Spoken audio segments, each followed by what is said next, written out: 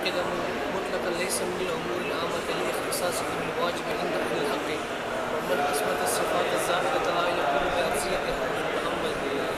اچھا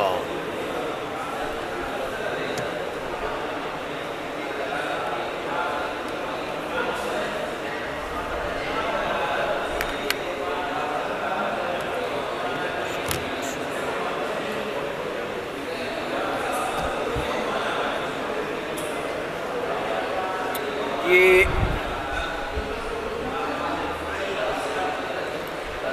فتدبر کی بات رہ گئی تھی نا، تو یہ ماقبل میں گویا تائید پیش کی گئی ہے نا، یاد ہے؟ یہ جواب دیا گیا، وہ سوال ہوا، پھر جواب دیا گیا، تو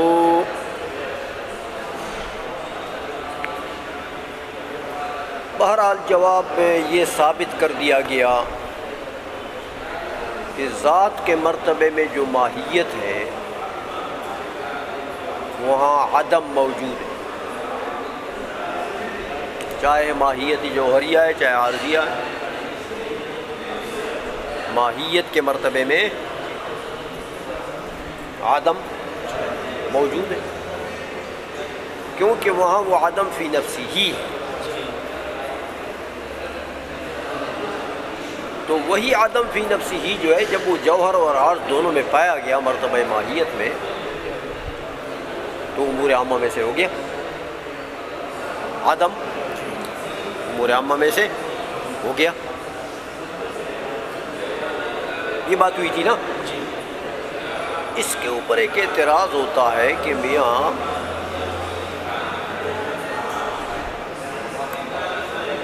عدم کو ماہیت کے مرتبے میں عدم فی نفسی کو ماننا یہ بھی صحیح نہیں، کیونکہ ذات کا جو مرتبہ ہوتا ہے، ذات کا مرتبہ وہاں نہ وجود نہ عدم، نہ وجود نہ اس کی ضد، نہ باقی عوارض، کچھ بھی نہیں ہوتے سوائے ذات بحت کے، سوائے ذات بحت کے، ذات کے مرتبے میں ماہیت کے مرتبے میں کوئی چیز ہوتی نہیں، تو تم کہتے ہو عدم ہے وہاں پر، یا عدم ہے تو یہ تو ذات کا مرتبہ نہ ہو، وجود عوارض میں سے پڑھ چکے ہیں آپ، تو اس کی ضد عدم بھی عوارض میں سے، تو اگر آپ نے عوارض کا اعتبار مرتبہ ذات میں کر دیا تو یہ مرتبہ ذات ہو گیا، یہ تو مرتبہ ذات نہ ہوا، مرتبہ ذات تو ذات بحت کے مرتبے کو کہتے ہیں، جہاں نہ وجود نہ اس کی ضد نہ باقی عوارض، کوئی شے نہیں ہوتی،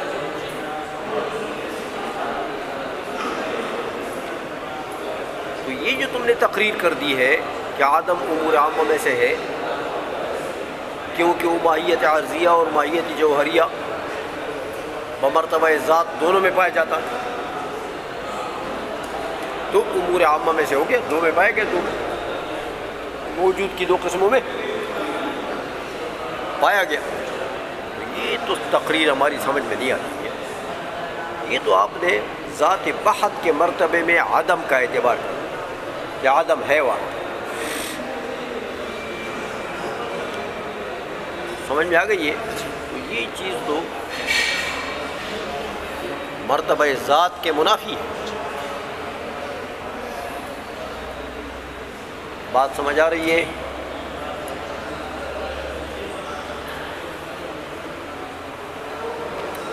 یہ ایک سوال یہاں پر ہوتا ہے، تدبر سے اس سوال کی طرف اشارہ کرتا ہے۔ البتہ اس سوال پر پھر یہ اعتراض ہوتا ہے، یہ موشی نے نقل کیا ہے کہ میاں اگر وجود بھی نہ ہو ماہیت کے مرتبے میں، عدم بھی نہ ہو، تو یہ تو ارتفاع نقیض ہے نا جی، ارتفاع وجود اور عدم تو نقیضین ہے، تو ارتفاع نقیضین تو باطل ہے، تو محال ہے۔ تو مرتبہ ذات میں ایک چیز تو ہوگی، اس کا جواب یہ ہے کہ میاں کچھ ایسے مراتب ہوتے ہیں اشیاء کے کہ وہ نقیضین سے بالا ہوتے ہیں، نقیضین سے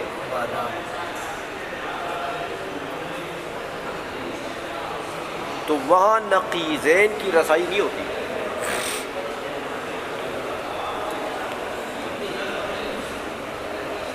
وہاں سے ارتفاع نقیضین جائز ہوتا ہے۔ سمجھ آئے گی؟ جیسے یہ ذات کا مرتبہ ہے،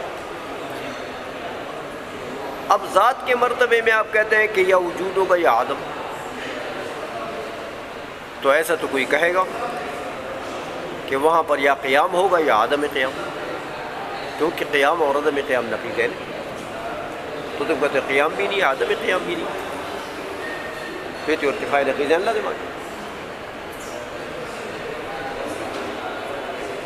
سمجھ آئیے؟ وہاں یا قعود ہوگا یا عدم قعود، کیونکہ یہ تو نقیضین۔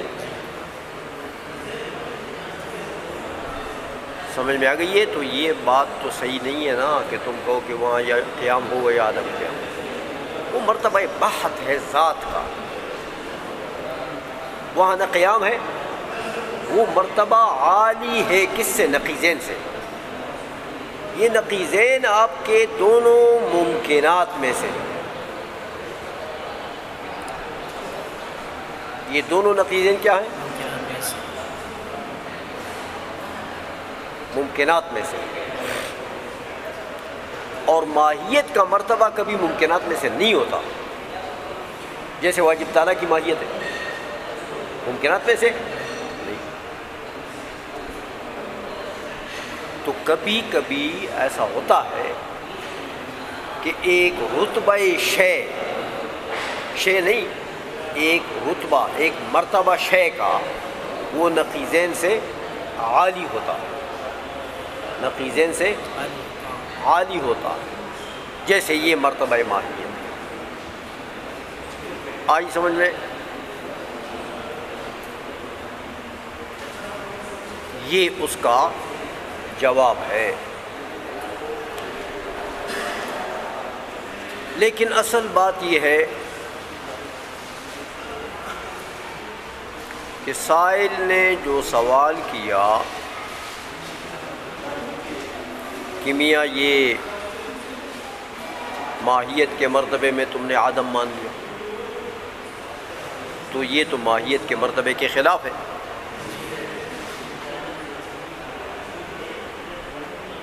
اس کا جواب تو موشی نے نہیں دیا، لیکن اس کا جواب یہ ہے کہ میاں دیکھو، وہ بیچارہ چیخ رہا ہے کہ عدم سے مراد جھگڑا جس عدم میں ہے وہ عدم فی نفسی ہی ہے، عدم رابطی نہیں ہے۔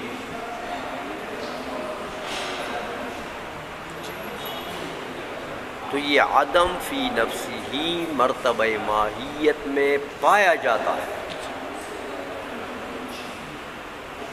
مرتبہ ماہیت میں پایا جاتا ہے۔ کیوں؟ ماہیت چاہے جوہری ہے چاہے عارضی، تو میں دیکھو جوہر ہے یا عارض، دونوں ممکن کی اقسام ہے کہ نہیں ہے؟ تو ممکن میں اصل کیا چیز ہے؟ وجود۔ ممکن میں اصل کیا چیز ہے؟ عدم۔ اس لیے تو امکان کو عدم محض کہتے ہیں اور ظلمت محضہ کہتے ہیں۔ سمجھ آ گئی ہے؟ تو ممکن میں اصل کیا چیز ہے؟ عدم۔ تو ماہیت جوہریہ ہے یا ماہیت عارضیہ ہے، اس میں اصل کیا چیز ہے؟ چاہے ماہیت کا مرتبہ ہے، چاہے جس مرتبے میں ہے، وجود کے مرتبے میں نہ ہے، تو ماہیت کے مرتبے میں عدم فی نفسی ہی تو پایا جائے گا، کیونکہ یہ تو اس میں اصل ہے، یہ کوئی عوارض میں سے نہیں ہے۔ یہ جو عدم ہے، عدم فی نفسی ہی، یہ عوارض میں سے نہیں ہے کہ تم سمجھو کہ بھئی یہ تو وہ ماہیت کا مرتبہ نہ رہا، یہ تو عرض پایا گیا۔ سمجھ رہے ہو؟ تو عدم فی نفسی ہی مراد ہے، اور عدم فی نفسی ہی اصل ہے کس میں؟ ماہیت ممکنہ میں۔ ممکن میں، چاہے وہ ممکن جوہر ہو، چاہے وہ عرض ہو۔ آئی سمجھ میں؟ تو یہ بات نہیں ہے، یہ بات غلط ہے کہ تم کہتے ہو عدم پایا گیا دونوں میں، تو یہ تو مرتبہ ماہیت نہ رہا، بلکہ یہ تو عوارض کا مرتبہ ہو گیا۔ اس عدم کی موجودگی سے مرتبہ ماہیت سے وہ نکلتا نہیں ہے، کیونکہ یہ تو اصل اس کی فطرت میں پڑا ہوا ہے، یہ عدم، یہ تو وہاں اصل ہے۔ سمجھ آ رہی ہے؟ یہ اس کا جواب ہے کہ میاں اس عدم، یہ عدم پھر فی نفسی ہی جو ہے، یہ پایا گیا ماہیت جوہریہ میں بھی، ماہیت کے مرتبے میں، اور عارضیہ میں بھی، ماہیت کے مرتبے میں۔ تو عدم فی نفسی ہی جو ہے یہ پایا گیا ہے دونوں میں، اور یہ امور عامہ میں سے ہو گیا۔ جواب کو سمجھے ہو؟ اچھا، آگے فرماتے ہیں کہ یہ قدم کی بات ہوئی تھی نا، کہ حدوث جو ہے، یہ تو انہوں نے مثالیں دی تھی کہ حدوث جو ہے یہ امور عامہ میں سے ہے، یاد ہے؟ یہ حدوث وغیرہ سب کی مثالیں دی تھی نا۔ ہاں، یہ ساری چیزیں، وجوب بالغیر، اور یہ امکان خاص، اور حدوث اور وجوب بالغیر، اور کثرت اور معلولیت، یہ سب امور عامہ میں شمار کی تھی۔ تو اب جب حدوث آ گیا امور عامہ میں، کیونکہ جوہر اور عرض دونوں میں پایا جاتا، تو وہ تو امور عامہ میں سے ہو گیا۔ تو قدم پھر کیا چیز ہے؟ قدم اس لیے فرماتے ہیں کہ ثم القدم مطلقاً لیس من الامور العامہ۔ قدم کی دو قسمیں ہیں، قدیم بالذات ہوتا ہے، ایک قدیم بالزمان، اس لیے مطلقاً کہہ دیا کہ قدیم بالذات ہے۔ ہمیں یہ یعنی وہ اپنے مرتبہ ذات میں کسی کا محتاج نہیں ہے،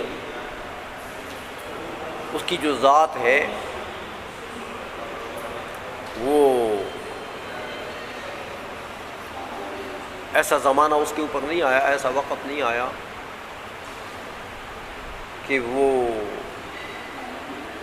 کسی سے مستفاد ہو گیا ہو، کسی نے اس کو بنایا ہو۔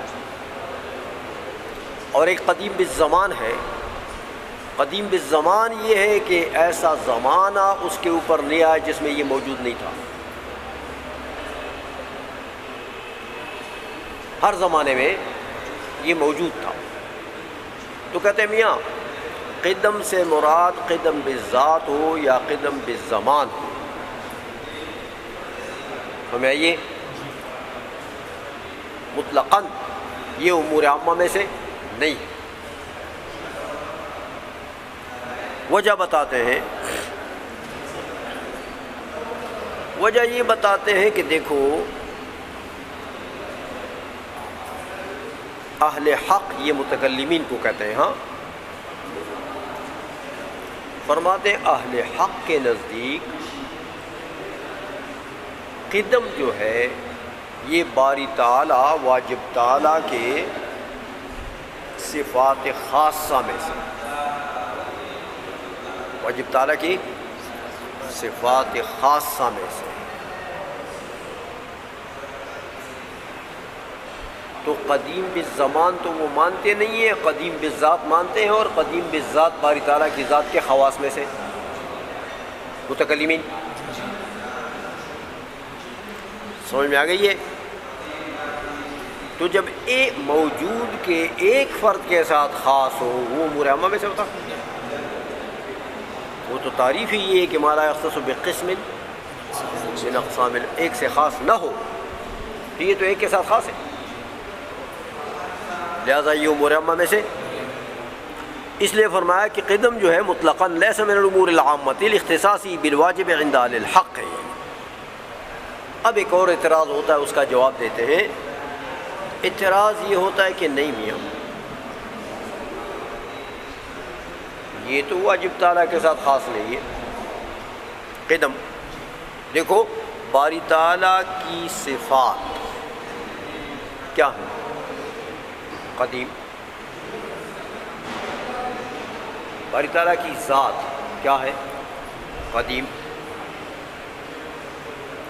تو باری تعالیٰ کی صفات کیا ہیں؟ قدیم۔ تو دیکھو قدم پایا گیا واجب تعالیٰ کی ذات میں بھی، تو وہ موجود کی ایک قسم ہے، وہ موجود کی، اور قدم پایا گیا باری تعالیٰ کی صفات میں، تو صفات اعراض ہے نا، یہ تو عرض ہے نا، تو موجود کی دوسری قسم کیا چیز تھی؟ عرض اور جوہر۔ تو یہاں عرض میں بھی پایا گیا قدم، کہ جو صفات ہیں وہ اعراض ہیں، تو موجود کی دو قسموں میں قدم پایا گیا، تو جب دو قسموں میں پایا جائے تو وہ امور عامہ میں سے نہیں ہوتا، تو قدم امور عامہ میں سے ہو گیا۔ اس کا جواب دیتے ہیں کہ نہیں میاں، آپ صفات باری تعالیٰ میں دو مذہب پڑھ چکے ہیں، ایک جمہور کا ہے، ایک محققین کا ہے۔ محققین تو کہتے ہیں کہ صفات باری تعالیٰ تو عین ذات باری تعالیٰ، تو وہاں تو پھر سوال ہی پیدا نہیں ہوتا کہ صفات عرض ہو جائیں، کیونکہ صفات ذات کے عین ہے۔ سمجھ آ گئی ہے؟ اچھا، تو بس صفات بھی واجب ہو گئی ہے، مطلب یہ تو وہاں تو ایک ہی قسم پایا گیا۔ اور اگر جو لوگ جمہور کہتے ہیں کہ میاں صفات باری تعالیٰ زائدہ ہیں ذات باری تعالیٰ سے، عین نہیں ہے، امور زائدہ ہے، ذات باری تعالیٰ کے علاوہ اور چیز ہے، تو میاں چلو وہ مذہب اگر لیتے ہو اس مذہب پر بھی کام نہیں بنتا، اس لیے کہ جو صفات باری تعالیٰ کو امور زائدہ مانتے ہیں وہ بھی صفات باری تعالیٰ کو عرض نہیں مانتے، صفات باری تعالیٰ کو عرض نہیں مانتے۔ تو جمہور صفات باری تعالیٰ کو ذات سے تو امور زائدہ مانتے ہیں کہ ذات کا عین نہیں ہے، لیکن اس کے باوجود عرض نہیں مانتے، کیونکہ عرض تو ممکن کی قسم ہے، تو باری تعالیٰ کی صفات کو وہ ممکن مانتے نہیں،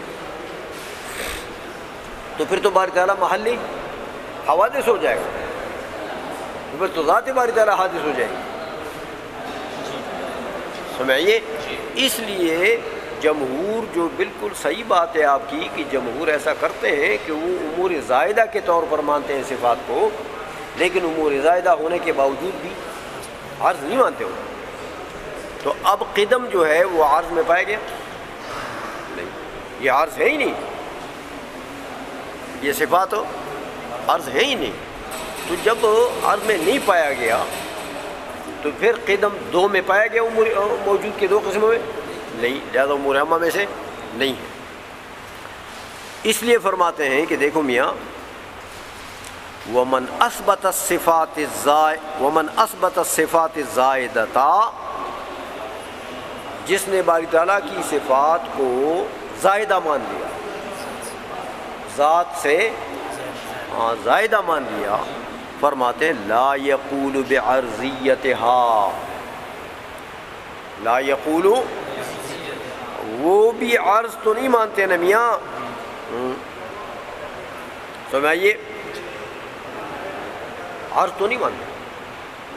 تو اب قدم جو ہے وہ قدیم تو مانتے ہیں اس کو، جو لوگ صفات کو زائد مانتے ہیں وہ صفات کو قدیم مانتے ہیں لیکن عرض نہیں مانتے. تو اب قدم دو میں پایا گیا موجود کے دو قسموں میں سے نہیں، تو امور عامہ میں سے ہو گیا نہیں. اب یہاں فتأمل فرما دیا، ایک سوال جواب کی طرف اشارہ کر دیا کہ میاں یہاں بھی تو معاملہ خراب ہو جائے گا.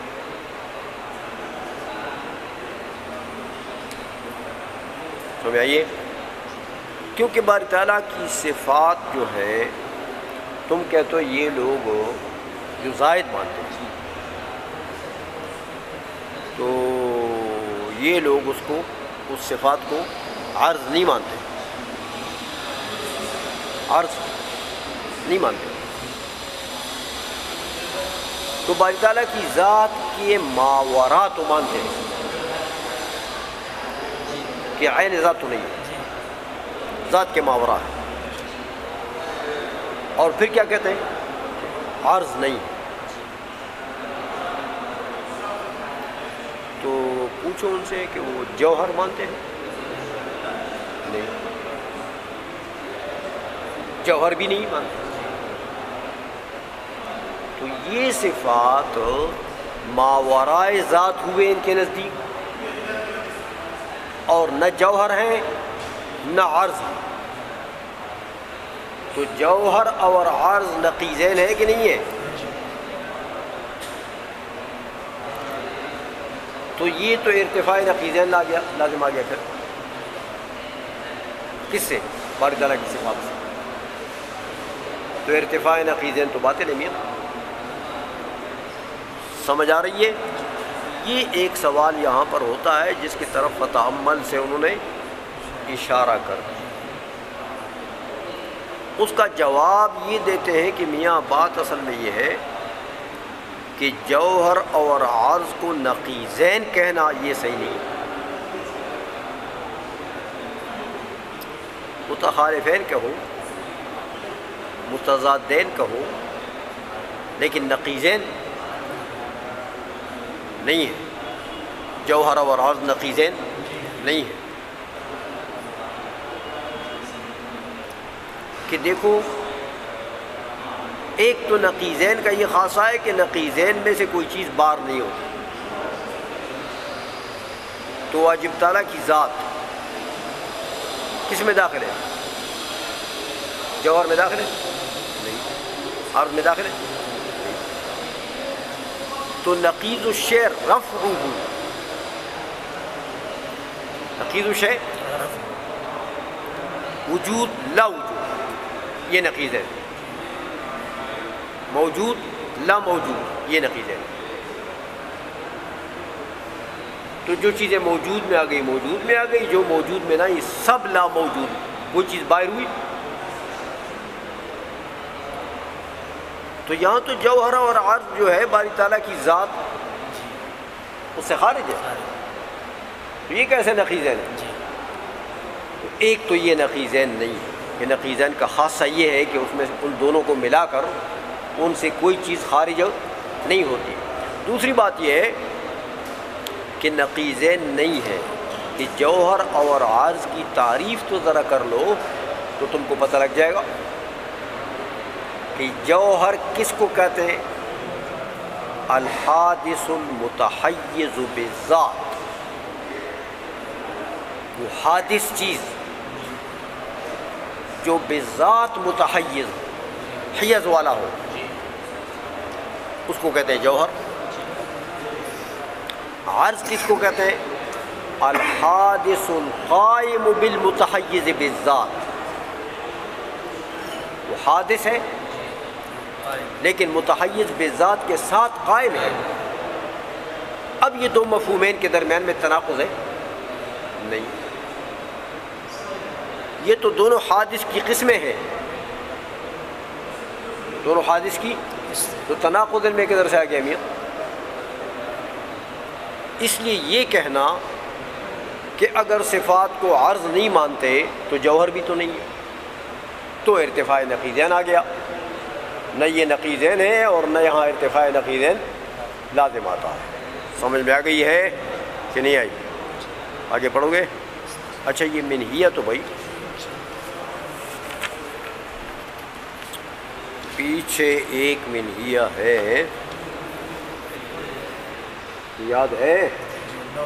جو فیہ نظر لأن الکلام فی عدم الشیء فی نفسہ لا فی العدم الرابطی، اس کے اوپر لگا ہے نا؟ ہاں پڑھو میاں۔ والمطابق والمحكي عنه في الآليات البسيطة وجود الشيء في نفسه وعدمه في نفسه، كما أنه في الآليات المركبة وجود الشيء لغيره وسلبه عنه، فزيد معلوم وزيد ليس بموجود وإن كان متغيرين بحسب الحكاية، إذ الأول في مرتبة الحكاية موجبة والثاني سالبة، لكنهما متحدان بحسب المحكي عنه، وبهذا يظهر أنه لا ينبغي أن يقع الخلاف في كون زيد معلوم موجبة فی کون زید موجود مشتملة على الوجود الرابطي، ہاں فإنه لا شك ان الحکایت فی الاولی موجب وفي الثاني مشتملة على الوجود الرابطي، وإن كان المحكي عنه فيهما وجود الشيء في نفسه وعدمه كذلك۔ اب یہ ذرا تھوڑی سی وضاحت کر دیتے ہیں کہ یہ تو انہوں نے فرمایا میزائد ہیروی رحمۃ اللہ علیہ نے کہ کلام جو ہے وہ عدم فی نفسی ہی میں ہے، عدم رابطی میں نہیں ہے۔ تو یہاں تو یہ وضاحت نہیں کر سکے کہ بھئی عدم فی نفسی ہی کیا چیز ہے، عدم رابطی کیا چیز ہے، تو یہ بات رہ گئی ہے۔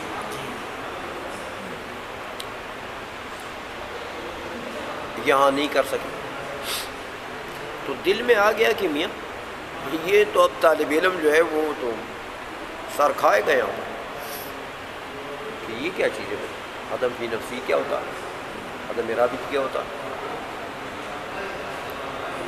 اس لیے یہاں پر پھر منہیہ لکھا ان دونوں کی وضاحت کے لیے کہ عدم فی نفسی ہی یہ ہوتا ہے، عدم رابطی یہ ہوتا ہے۔ تو اس ضرورت کی بنیاد پر گویا کہ میزائد ہروی رحمۃ اللہ علیہ نے یہ منہیہ لکھا۔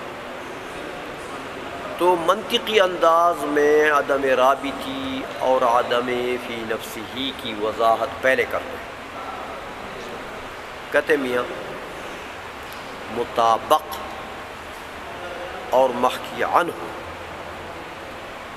ان قضایا میں جو حلیات بسیطہ ہیں، حلیات جو جواب میں آتے ہیں حل بسیطہ کے، خود بھی پڑھی ہے نا کہ نہیں پڑھی؟ حل کی دو قسمیں ہیں نا، ایک ہے حل مرکبہ، ایک ہے حل بسیطہ۔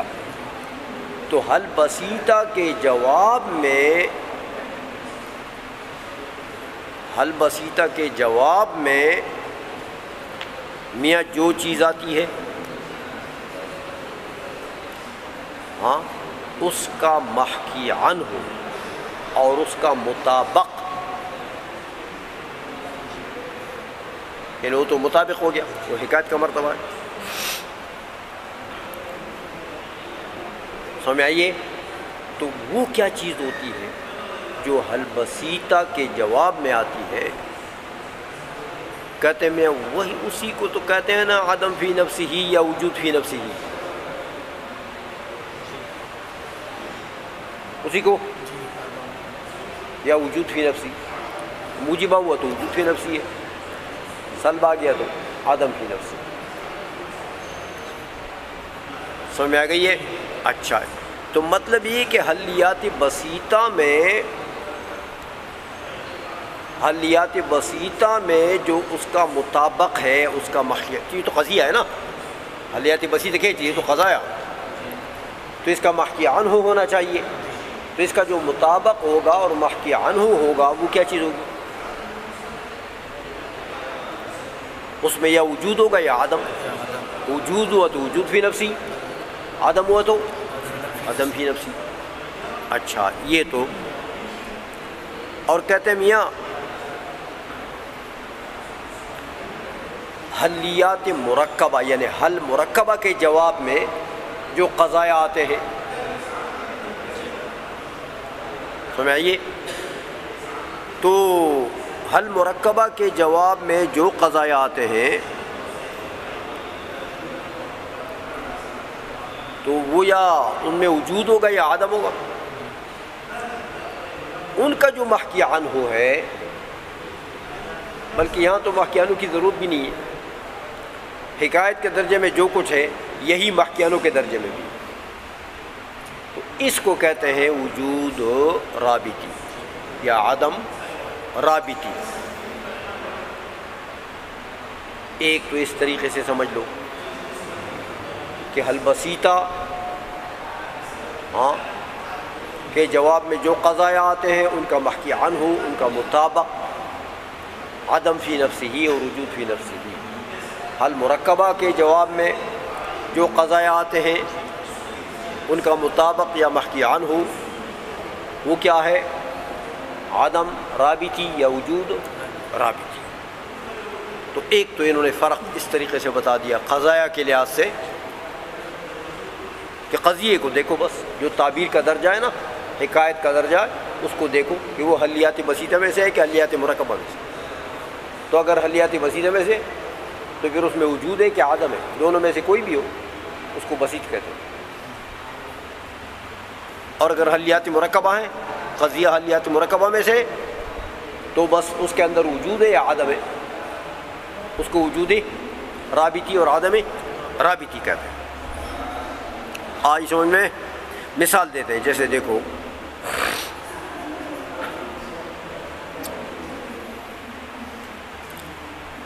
زید معدوم اور زید لیس بموجود، پہلا قضیہ موجبہ ہے، دونوں قضیوں میں تغایر تو ہے۔ زید معدوم کیا ہے؟ موجبہ۔ زید لیس بموجود کیا ہے؟ سالبہ۔ تو کہتے ہیں تغایر تو ایجاب و سلب کے اعتبار سے ہے ان دونوں قضیوں میں۔ اذ الاول فی مرتبۃ الحکایت موجبۃ والثانی سالبۃ لکنہما متحدان بحسب المحکی عنہ، لیکن دونوں کا محکی عنہ ایک ہے، زید لیس بموجود، زید معدوم، دونوں کا محکی عنہ کیا چیز ہے؟ زید کا عدم، زید کا عدم فی نفسہ، کہ یار زید ہے ہی نہیں۔ شکر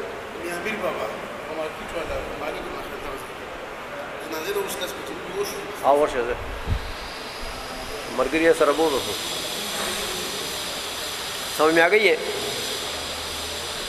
تو کہتے میاں یہ باعتبار حکایت اگر آپ دیکھیں گے تو زید المعدوم اور زید لیس بموجود میں تو بے شک تغایر ہے، ایک موجبہ ہے دوسرا، لیکن محکی عنہ کو دیکھو تو دونوں تعبیر ہیں کس سے؟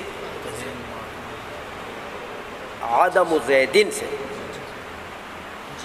دونوں تعبیر ہیں عدم زیدن سے۔ تو یہ کون سا عدم ہوا ان میں؟ فی نفسی، کیونکہ حلیاتی بسیطہ ہے دونوں، ایک موجبہ ایک سالبہ، سمجھ میں آ گئی ہے؟ اس لیے فرماتے ہیں اذ الاول فی مرتبۃ الحکایۃ موجبۃ والثانی سالبۃ لکنہما متحدان بحسب المحکی عنہ وبہذا یظہر انہ لا ينبغی ان یقع الخلاف فی کون زید معدوم، یا اعراب حکائی پڑھو تو اچھا ہو جائے گا، اعراب حکائی پڑھو، ان یقع الخلاف فی کون زید معدوم، زید معدوم، کہ یہ قضیہ کیا ہے؟ موجبۃ، وفی کون زید موجود مشتملۃ علی الوجود الرابط، زید موجود، دیکھو زید معدوم کیا ہے؟ زید معدوم میں کیا چیز ہے؟ اس کے محکی عنہ میں عدم فی نفسہ، وہ بھی موجبہ ہے، اور زید الموجود کیا ہے؟ وہ بھی موجبہ ہے، سمجھ آئیے؟ لیکن یہ زید الموجود کیا ہے؟ زید الموجود میں جو وجود ہے یہ کون سا وجود ہے؟ یہ وجود رابطی ہے، سمجھ آ رہی ہے؟ فإنه لا شك أن الحكاية في الأولى موجبة وفي الثاني مشتملة على الوجود الرابطي، کہ پہلے میں زید المعدوم میں قضیہ تو موجبہ ہے، اور دوسرا موجود زید الموجود وہ کیا ہے؟ وجود رابطی پر مشتمل ہے۔ وإن كان المحكي عنه فيهما وجود الشيء في نفسه وعدمه في نفسه، اگرچہ محکی عنہ کے درجے میں لے جاؤ گے تو زید الموجود کا محکی عنہ کیا چیز ہے؟ وجود فی نفسی، اور زید المعدوم کا محکی عنہ کیا چیز ہے؟ عدم فی نفسی۔ تو حکایت کے مرتبے میں تو یہ فرق ہے کہ موجودنا جو معدوم ہے وہ عدم فی نفسی، اور زید الموجود میں وجود رابطی حکایت کے مرتبے میں۔ لیکن اگر دونوں کو محکی عنہ کے مرتبے میں لے جاؤ گے تو دونوں جگہ وجود فی نفسی اور عدم فی نفسی محکی عنہ، سمجھ میں آ گئی ہے؟ چلو